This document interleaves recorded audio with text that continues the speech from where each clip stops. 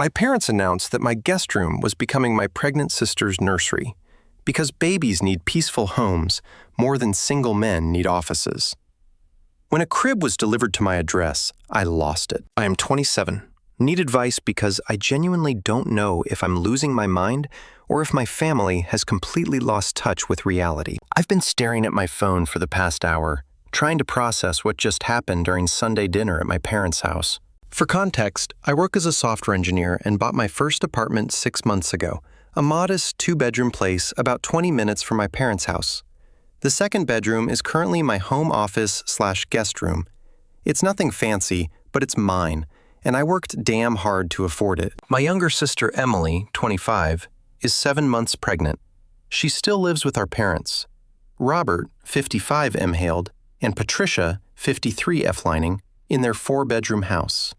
She works part-time at a daycare, and the baby's father, Tyler, is, well, let's just say he's not in the picture anymore. I've been supportive throughout her pregnancy, driving her to appointments when needed, helping her shop for baby stuff, the usual uncle-to-be duties. Tonight at dinner, my mother casually mentioned that they'd been thinking about the nursery situation.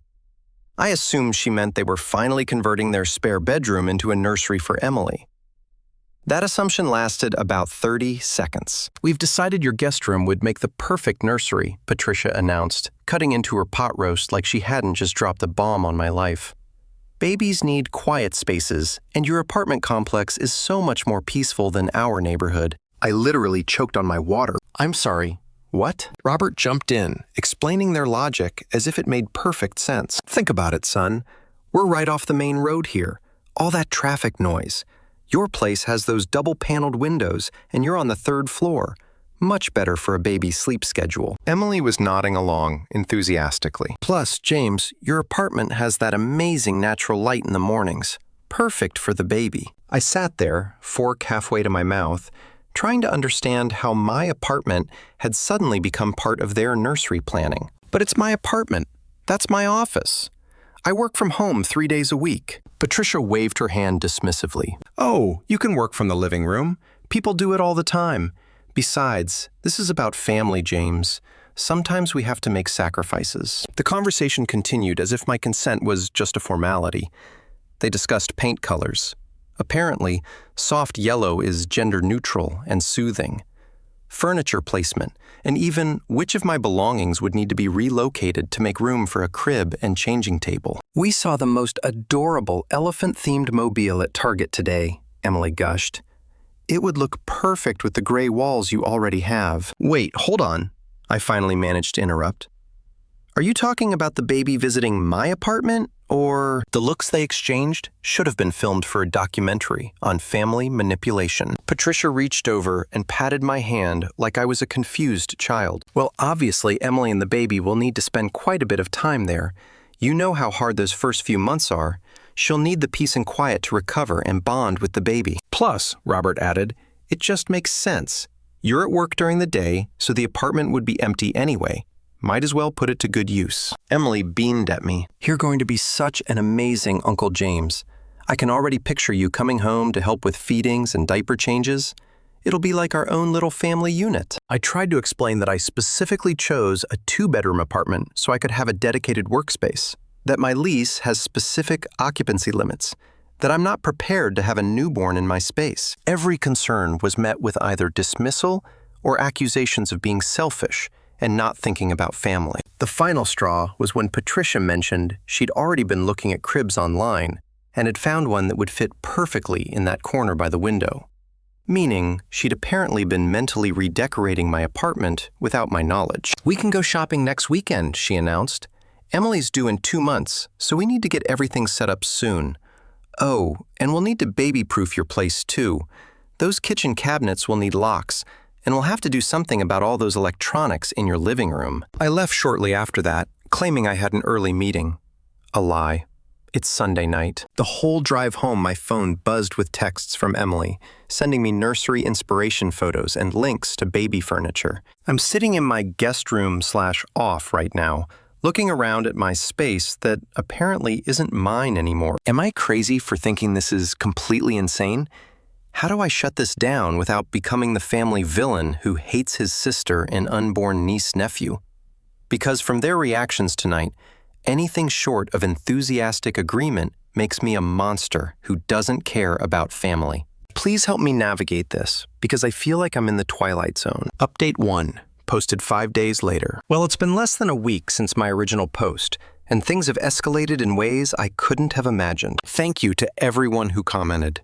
You helped me realize I wasn't crazy, and gave me the courage to try to set boundaries. Unfortunately, my family seems to have interpreted boundaries as challenge accepted. Monday morning, I sent a group text to my parents and Emily. I've been thinking about our conversation at dinner.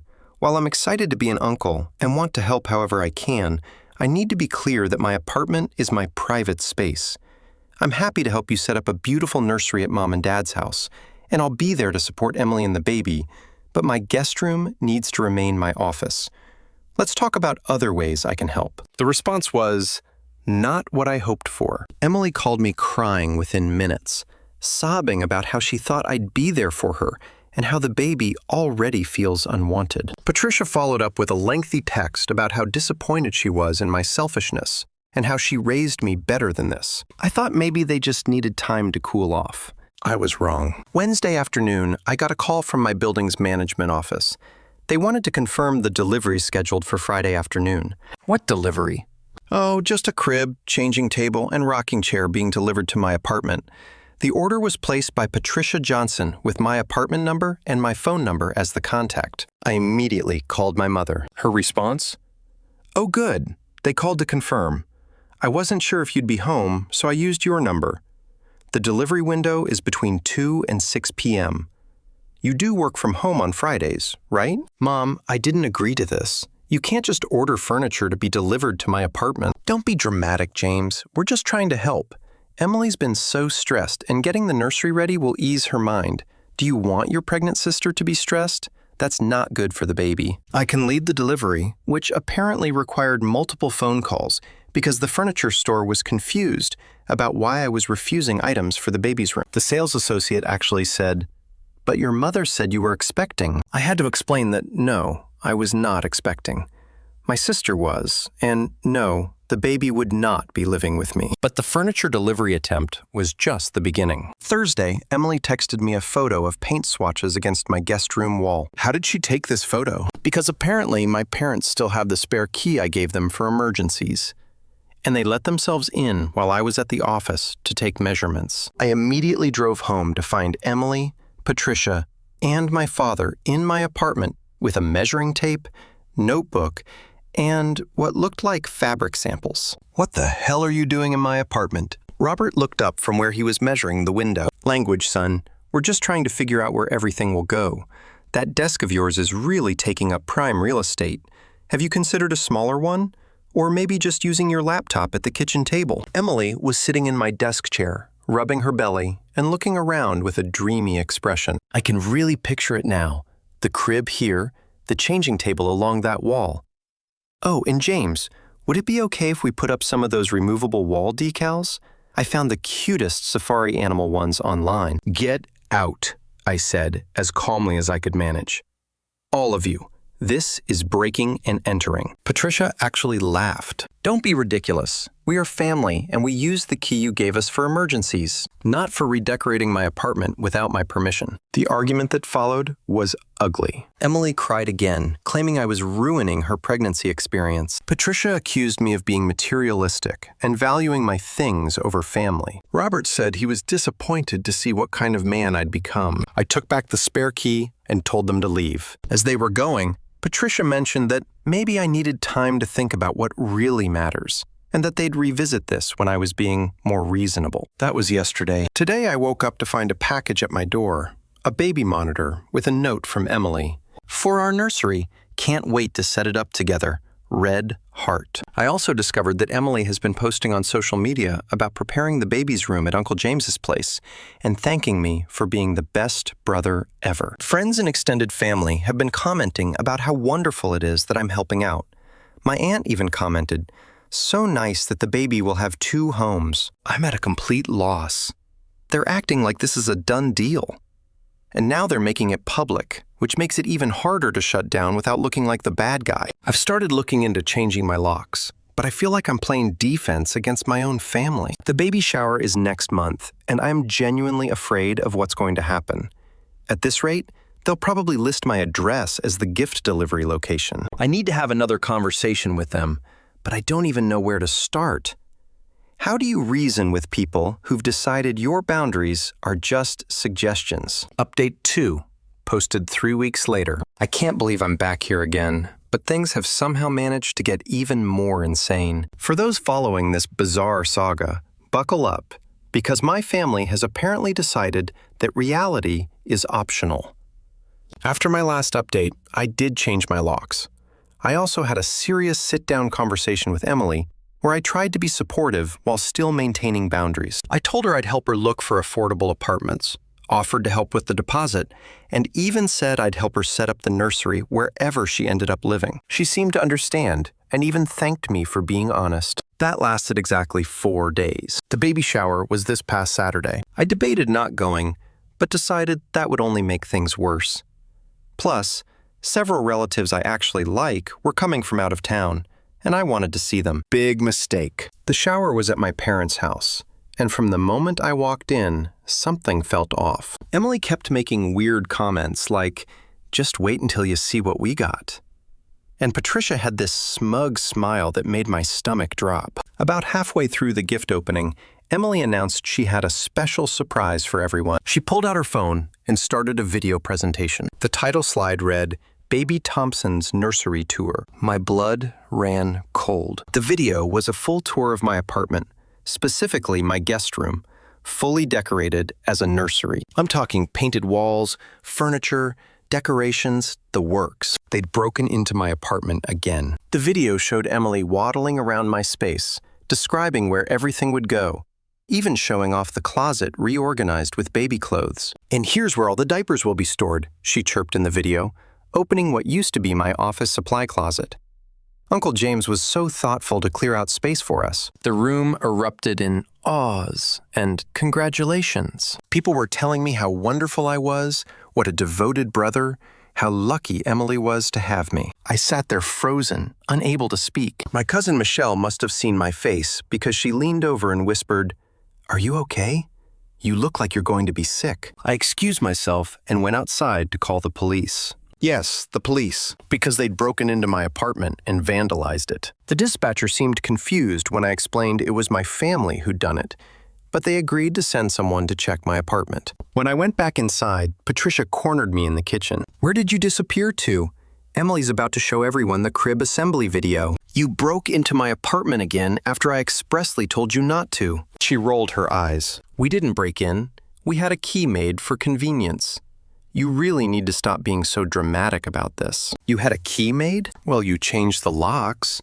How else were we supposed to get the nursery ready?" The level of delusion was staggering. She said this like I was the unreasonable one for changing my locks after they'd already broken in once. I left the shower immediately, which caused a scene. Emily started crying again, and several relatives tried to stop me, saying I was ruining her special day. I told them to ask Emily why she thought it was appropriate to break into my apartment and redecorate without permission. When I got to my apartment with the police, the transformation was complete. They'd painted the walls a soft mint green, assembled a white crib with elephant-themed bedding, hung pictures, installed a mobile, placed a rocking chair in the corner, and even put up shelves filled with baby supplies. My desk, computer, files, everything was gone, presumably stuffed into my bedroom closet, because that's where we found most of it, jammed in haphazardly. The police took my statement, but seemed skeptical, until I showed them the text messages, explicitly stating I didn't consent to any of this. They said it was a civil matter, since family was involved,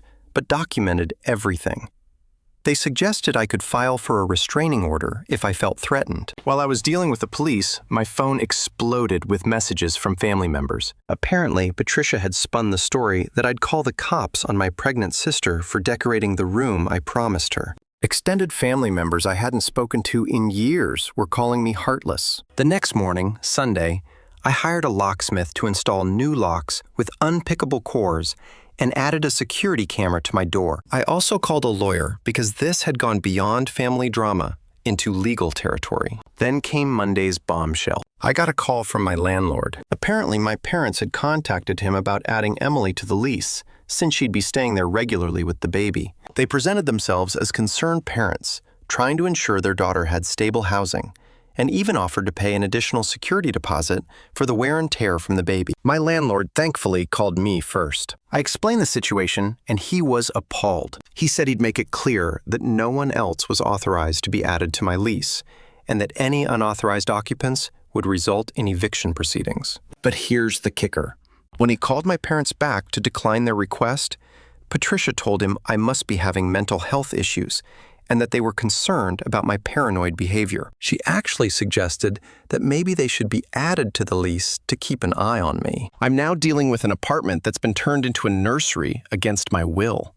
A parent who are telling people I'm having a mental breakdown. A sister who's now 9 months pregnant and still believes she's moving in with me. Extended family who think I'm a monster.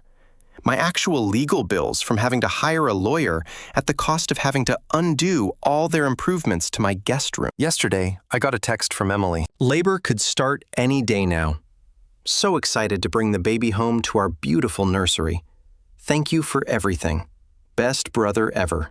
2 hearts. I don't even know how to respond to that. How do you tell someone who's about to give birth that the nursery they've been planning doesn't exist? That they've been living in a complete fantasy? My lawyer says I have a strong case for breaking and entering, vandalism, and harassment. But do I really want to send my parents to jail? Have my sister give birth while dealing with criminal charges? I'm trapped between protecting myself and destroying my family. And with a baby due any moment, I feel like I'm running out of time to figure this out. Update 3, posted 6 weeks later. I know it's been a while since my last update, and honestly, I've been putting off writing this because I'm still processing everything that happened. Thank you to everyone who's been following this insane journey and offering support. You have no idea how much it's helped to know I'm not crazy. So, where to begin? Emily went into labor 2 days after my last post. I found out via a family group text that I'd been removed from and then reacted to. The message from Patricia read, "Emily's in labor. We're at the hospital. James, make sure the nursery is ready for when we bring your niece home tomorrow." I didn't respond. I was at my lawyer's office filing paperwork for a cease and desist order and discussing my options for pressing charges. My lawyer, Kevin, had actually laughed out loud when he saw the nursery tour video from the baby shower. In 30 years of practice, this is a first, he'd said. Baby Olivia was born healthy at 3:47 a.m. I know because Robert sent me 17 photos and a video, along with a message. Time to step up and be the uncle we raised you to be. I did visit Emily in the hospital the next day. I brought flowers and a gift card, planning to keep things brief and cordial. Emily was exhausted but glowing, and for a moment, things felt normal. Then she asked, "Is everything ready at your place?" "Emily, we've discussed this. You're not moving into my apartment." Her face crumpled. "But the nursery, we worked so hard." Patricia, who'd been cooing over the baby, turned on me. "James Robert Thompson, your sister just gave birth. This is not the time for your selfishness." "No, this is exactly the time to be clear. Emily and Olivia are not moving into my apartment. You need to make other arrangements." What followed was exactly what you'd expect. Tears, accusations, nurses having to ask us to keep it down. I left after 10 minutes. The next 3 days were a nightmare of manipulation. They tried everything. A showing up at my apartment with Emily and the baby, claiming she had nowhere else to go. She lived with our parents in their 4-bedroom house, having relatives call me at all hours to guilt trip me. Emily posting on social media about being homeless with a newborn while sitting in my parents' living room. A Patricia leaving voicemails about how the stress was affecting Emily's ability to breastfeed. Then came the nuclear option. I got home from work on Friday to find Emily sitting in my hallway with baby Olivia in a carrier, surrounded by diaper bags and suitcases. She was crying. The baby was crying, and several neighbors had gathered, looking concerned. "Emily, what are you doing?" "Mom and Dad kicked me out," she wailed. "They said, if you wouldn't help family, then they couldn't either. We have nowhere to go." One of my neighbors, an elderly woman named Mrs. Chen, was glaring at me like I was the devil incarnate. Your sister and her baby have been out here for an hour. I knew immediately this was staged. The theatrical positioning, the conveniently timed crying, the audience of neighbors. Pure manipulation. Emily, get up. I'll drive you back to Mom and Dad's. They won't let me in. They said I need to learn what it's like to not have family support since you abandoned us. I called Robert's cell. He answered on the first ring, suspicious since he usually lets it go to voicemail. Dad, what's this about kicking Emily out? Well, son, you've made it clear that family doesn't help family in this household. We're just following your example. Cut the crap. I know this is a manipulation tactic. I don't know what you're talking about. If Emily says she can't come home, then she can't come home. I could hear Patricia in the background coaching him. I had two choices. Let my sister and newborn niece sit in my hallway for however long this charade would continue, making me look like a monster to my neighbors. Or call their bluff in a very public way. I chose option 2. I hung up and immediately called 911. I need police assistance. My sister is refusing to leave my apartment building and claims to be homeless with her newborn baby. I believe this is a domestic dispute and possible child endangerment. Emily's eyes went wide. James, what are you doing? Ending this. The police arrived within 10 minutes. I explained the situation, showed them the documentation from my lawyer, the break-in reports, everything. Meanwhile, Emily was frantically calling our parents, who miraculously were suddenly available to take her in. The officers were not amused. One of them, Officer Williams, looked at Emily and said, "Ma'am, do you have a place to stay? My parents, they just said I could come home." So you're not homeless? Well, no, but... And you're sitting outside your brother's apartment. Why? The truth came spilling out in a jumbled mess. The officers listened, their expressions growing more stern by the minute. They ended up giving Emily a warning about trespassing and told her that if she showed up again without my permission, she'd be arrested. As they escorted her out, Officer Williams pulled me aside. Get a restraining order. This isn't over. He was right. The next 2 weeks were relatively quiet. Too quiet. I knew they were planning something. The family had split into camps. Those who thought I was being cruel, and those who'd heard the full story and were appalled. My cousin Michelle actually called to apologize for believing the initial narrative. Then, last Monday, I got a certified letter. My parents were suing me for unjust enrichment and breach of oral contract. They claimed I'd verbally agreed to house Emily and the baby, that they'd spent money preparing my nursery based on this agreement, and they wanted compensation for the furniture they'd bought, the paint and decorations, emotional distress, Emily's lost wages from not being able to work due to unstable housing.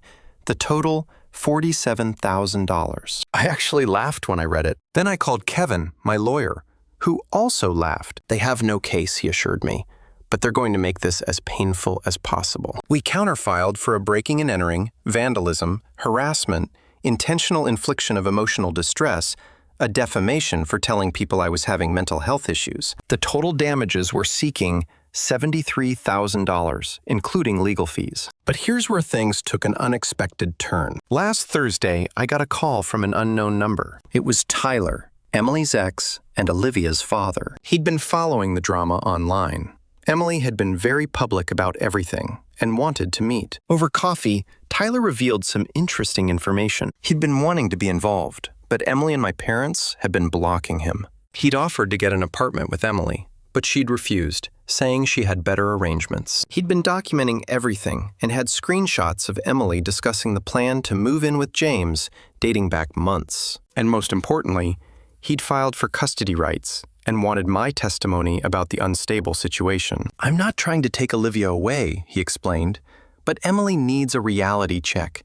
She can't raise a baby in this fantasy world your parents have created. I gave him Kevin's contact information. The aftermath has been swift and brutal. Emily found out about Tyler's custody filing and my involvement. The family group chat, which I'm somehow back in, exploded. Patricia called me a traitor to blood. Robert said I was no longer his son. Emily sent a voice message screaming that I was trying to steal her baby. But here's the thing.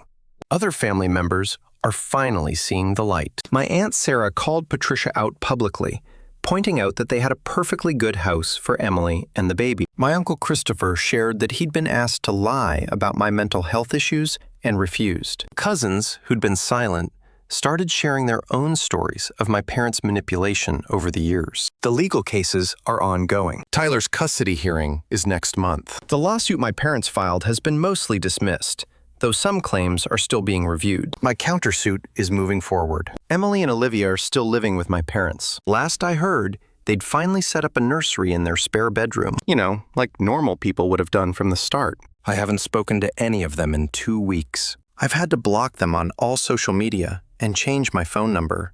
The security camera I installed has captured them trying to enter my building 3 times. Each attempt has been reported to the police. My apartment is finally back to normal. I hired professional painters to undo their nursery and had to fight with my landlord about the unauthorized modifications. Thankfully, he was understanding given the circumstances. My guest room is once again my office, but the cost has been astronomical.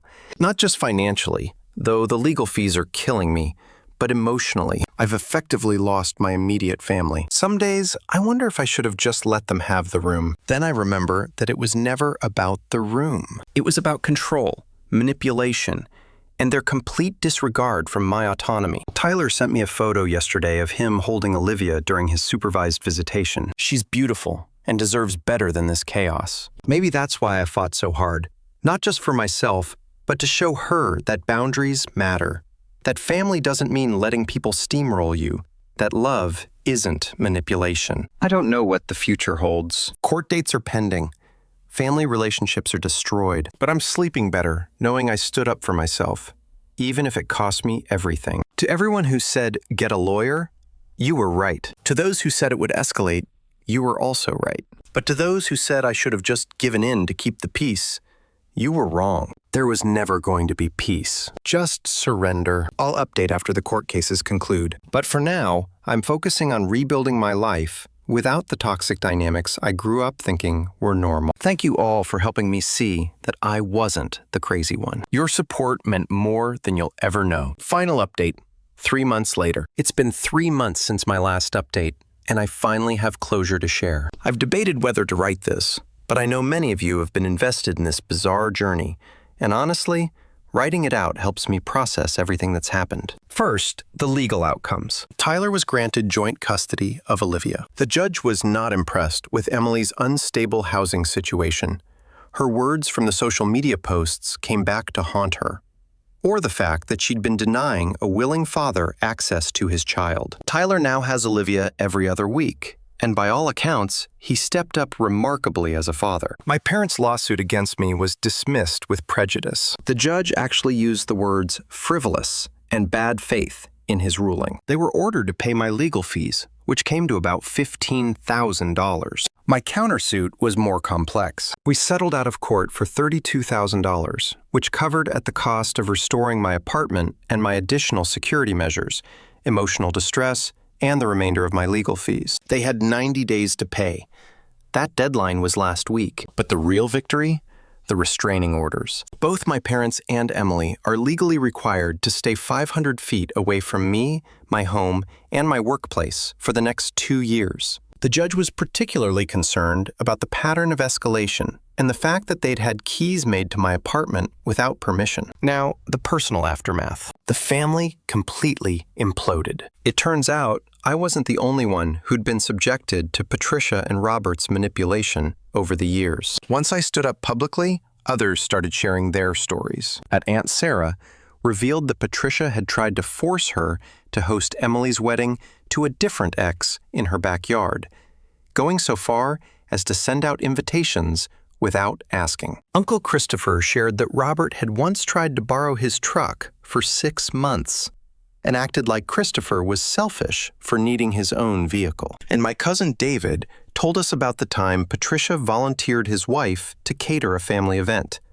then shamed her publicly when she declined. The family basically split into 2 camps, those who enabled my parents and those who'd been victims of their manipulation. Thanksgiving was apparently a disaster, with only 3 people showing up to Patricia's dinner. Emily's situation deteriorated quickly. Without me as her planned childcare/housing solution, she had to face reality. She couldn't afford her own place on part-time daycare wages. And our parents, despite their large house, made it clear that they hadn't signed up to raise another child. Last I heard through the family grapevine, Emily had to move in with our grandmother in another state. Grandma runs a tight ship and doesn't tolerate nonsense, so Emily's having to actually adult for the first time in her life. She's working full-time now and saving for her own place. The baby furniture they'd bought for my nursery, it's in Tyler's apartment now. He sent me a photo of Olivia's room. It's lovely, and more importantly, it's in a home where she's actually wanted